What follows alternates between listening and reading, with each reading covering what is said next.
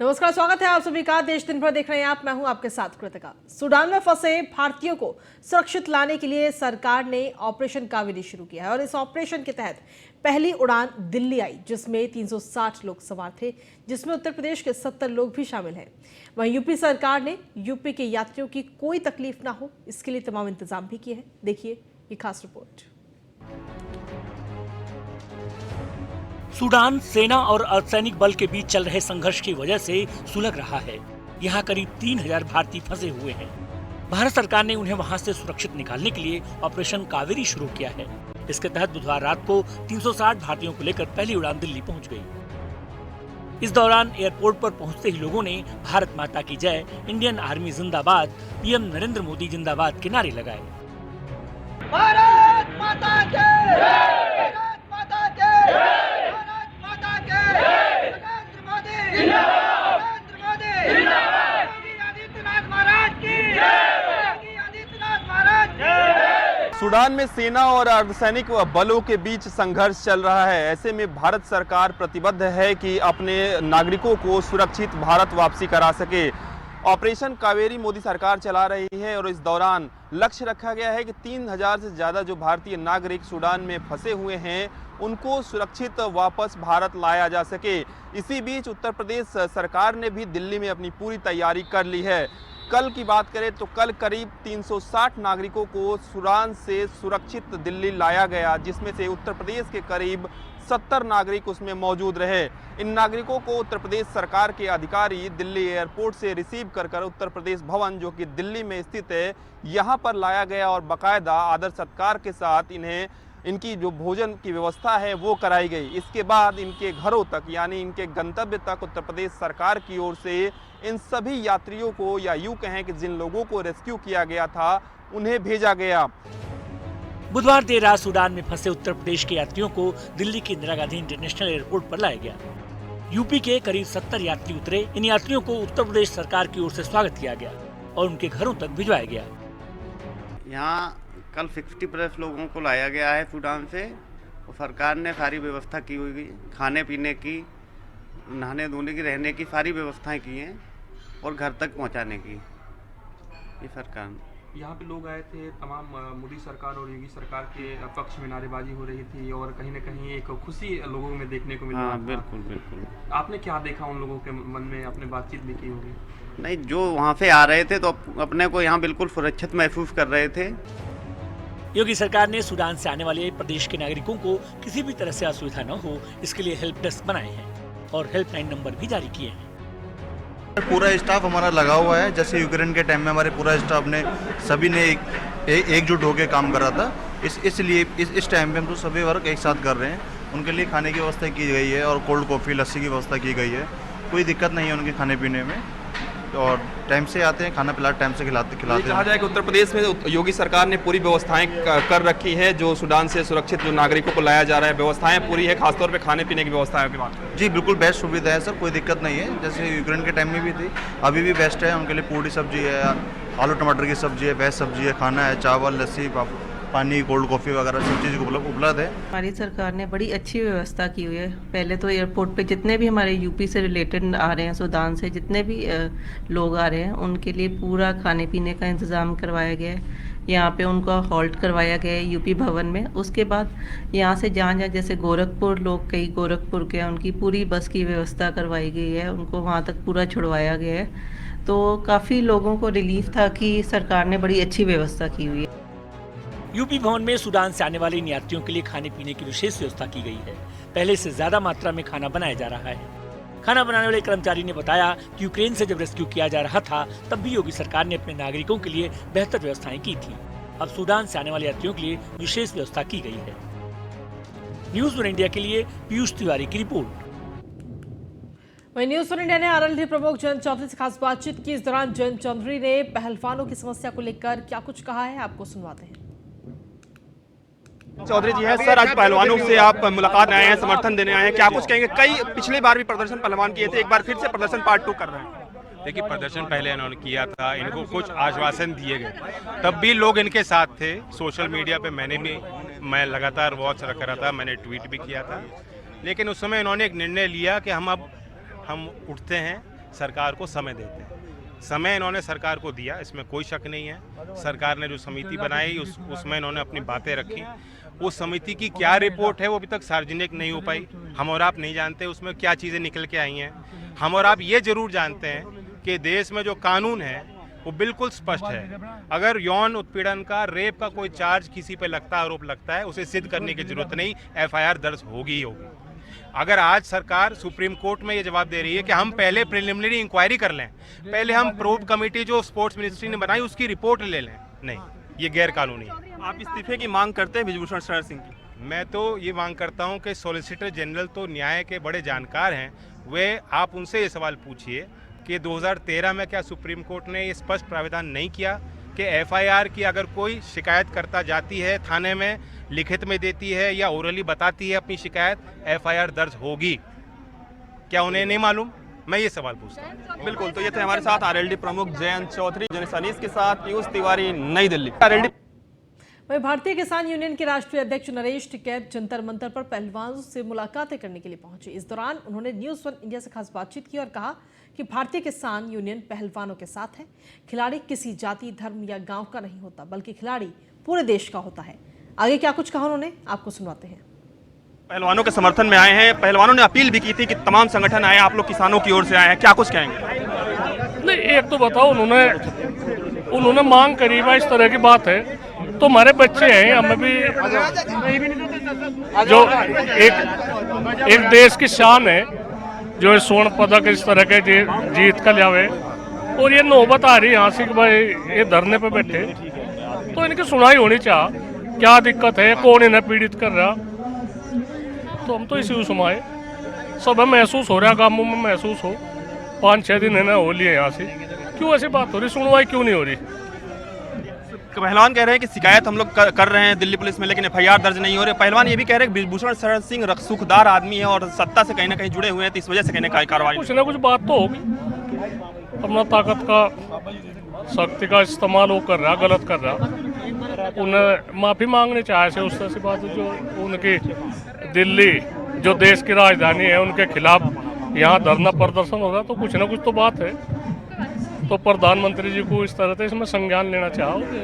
एक पार्टी की छवि खराब लग रही हो, एक जो मंत्री है इसकी छवि खराब लग रही हो, तो क्यों ऐसी बात हो, कुछ ना। बिल्कुल, तो ये थे हमारे साथ नरेश टिकैत, अनीस के साथ पीयूष तिवारी, नई दिल्ली। वहीं पीएम मोदी के मन की बात कार्यक्रम पर आईआईएम रोहतक ने मन की बात पर सर्वे किया। 30 अप्रैल को मन की बात का 100वां एपिसोड पूरा होगा। पीएम मोदी महीने के आखिरी रविवार को रेडियो से सुबह 11 बजे मन की बात करते हैं। दरअसल मन की बात कार्यक्रम की शुरुआत 3 अक्टूबर 2014 को हुई थी। वहीं सर्वे के मुताबिक 100 करोड़ लोगों ने कम से कम एक बार ये कार्यक्रम अवश्य सुना है। लगभग 41 करोड़ नियमित श्रोता हैं। कार्यक्रम को सुनने वाले 65% लोगों ने इसे हिंदी में सुना। मोबाइल फोन पर सर्वाधिक सुनते हैं लोग। वहीं मोबाइल फोन के बाद टेलीविजन चैनलों पर भी सबसे ज्यादा इसे सुना जाता है। 37.6% मोबाइल फोन पर इसे सुनते हैं। वहीं 44.7% टेलीविजन सेट पर कार्यक्रम सुनते हैं। कार्यक्रम 11 विदेशी भाषाओं में भी प्रसारित होता है। कार्यक्रम आकाशवाणी के 500 से ज्यादा केंद्रों से प्रसारित किया जा रहा है।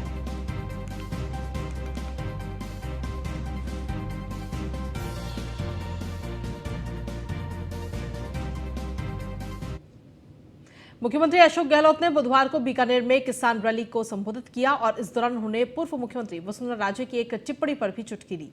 उन्होंने सरकार की महत्वाकांक्षी योजनाओं को लेकर कहा कि वो हमारी योजनाएं बंद कर देती है, यही फर्क है दूध और नींबू में। साथ ही उन्होंने कहा कि अलग कृषि बजट पेश करने वाला राजस्थान पहला राज्य है। किसानों को आज 2000 यूनिट फ्री बिजली मिल रही है। महंगाई राहत कैंप में जाकर उसका आसानी से लाभ लिया जा सकता है।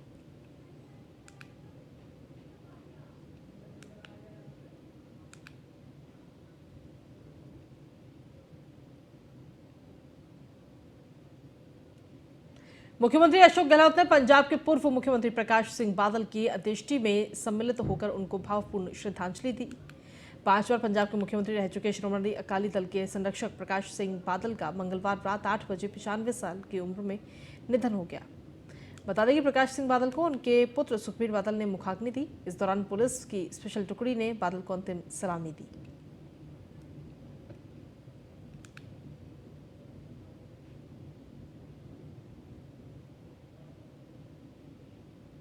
दिल्ली आबकारी नीति से जुड़े घोटाले में सीबीआई के मामले में कोर्ट ने मनीष सिसोदिया की न्यायिक हिरासत 12 मई तक बढ़ा दी है। गुरुवार को न्यायिक हिरासत खत्म होने पर सिसोदिया को दिल्ली के राउस एवेन्यू कोर्ट में पेश किया गया था। मनीष सिसोदिया के वकील ने राउस एवेन्यू कोर्ट को बताया कि सीबीआई मामले में चार्जशीट दाखिल कर चुकी है और इसके बाद कोर्ट ने सीबीआई को चार्जशीट की ई कॉपी मनीष सिसोदिया को देने का निर्देश दिया। वहीं बता दें कि इससे पहले 25 अप्रैल को सीबीआई ने शराब घोटाले के मामले में पहली बार दिल्ली के पूर्व उप मुख्यमंत्री मनीष सिसोदिया के खिलाफ आरोप पत्र दाखिल किया है।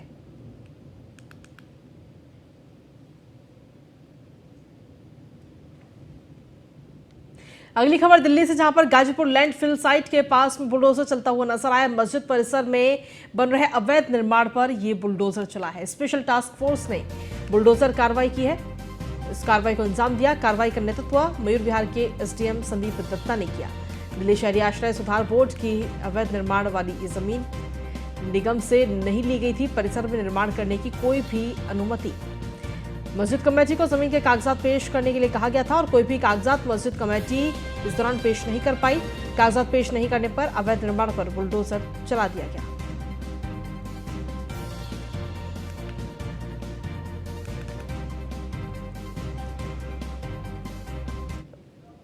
यहाँ एक इंक्वायरी बैठी।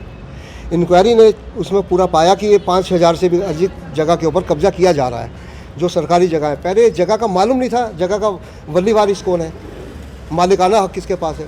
फिर एसडीएम ने और डीएम ने मिलकर इनिशिएटिव लिया, संज्ञान में लिया और सबको बुलाया डिपार्टमेंट को। उसमें डूसीब ने कहा ये हमारी जगह है। डूसीब दिल्ली सरकार के अधीन है, तो उसने इसे टालने का प्रयास किया। धर्म समिति धार्मिक कमेटी के अंदर इसको भेजने का प्रयास किया कि इसे रुक जाए किसी तरीके से, मगर नहीं। एसडीएम साहब ने और इसके डीएम साहब ने संज्ञान में लिया और पूरा एक योजनाबद्ध तरीके से गए और आज उस निर्माण को, जो अवैध निर्माण था, उसको ढाने का काम बुलडोजर कर रहे हैं इस समय वहाँ पर। यहाँ वहीं बिहार के बाहुबली राजनेता और पूर्व सांसद आनंद मोहन रिहा कर दिया गया है। गुरुवार की सुबह उन्हें 16 साल बाद जेल से रिहाई मिल गई है। इससे पहले बेटे की सगाई के लिए वो पैरोल पर बाहर आए थे और बुधवार को ही उन्होंने सरेंडर भी कर दिया था। इसके बाद गुरुवार की सुबह 4 बजे ही उन्हें जेल से रिहाई दे दी गई। दरअसल जेल प्रशासन को ऐसा लग रहा था कि सुबह के समय रिहाई करने पर जेल के सामने भीड़ जमा हो सकती है, इसलिए आनंद मोहन को सुबह 4 बजे छोड़ने का फैसला लिया गया। आनंद मोहन की रिहाई को लेकर जदयू प्रवक्ता अभिषेक झा की प्रतिक्रिया भी सामने आई है। उन्होंने कहा कि कानूनी प्रावधानों के तहत ये रिहाई हुई है। ये पूरा फैसला न्यायालय और कानून से जुड़ा हुआ है। कई लोग इस मामले को लेकर राजनीतिक पार्टियां रोटी सेकने का काम कर रही हैं।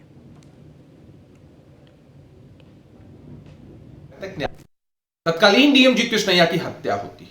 इस पूरे मामले में आनंद मोहन जी की संलिप्तता, उन पर आरोपों को लेकर लंबे समय तक न्यायालय में केस चलता है।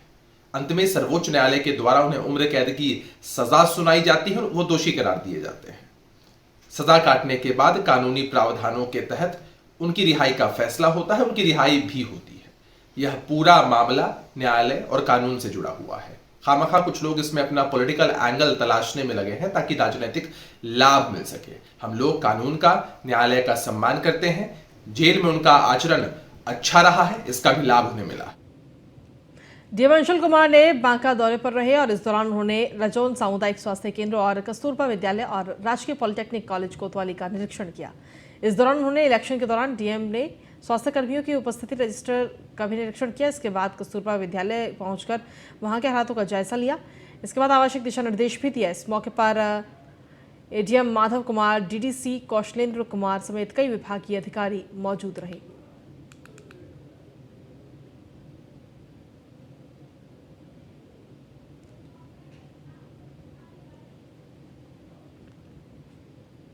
वहीं जन स्वराज पदयात्रा के दौरान वैशाली के पातेपुर में मीडिया से बातचीत के दौरान प्रशांत किशोर ने कहा कि जब से मैं पदयात्रा सिवान से वैशाली तक के रास्ते में कर रहा हूं, उसमें शायद ही मुझे एक ऐसी जगह मिली है जहां चंवर में पानी लगने की समस्या मुझे ना दिखी हो।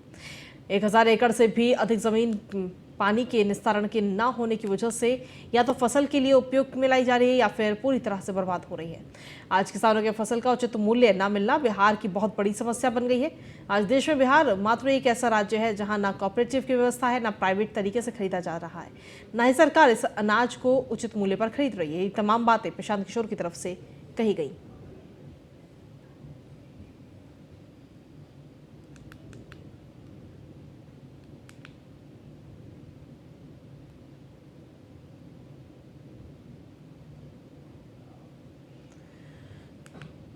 सीतामढ़ी जिला कांग्रेस कार्यालय ललित आश्रम में परिहार, सुरसंड और सीतामढ़ी विधानसभा क्षेत्र के कई लोगों ने कांग्रेस की सदस्यता आज ग्रहण की।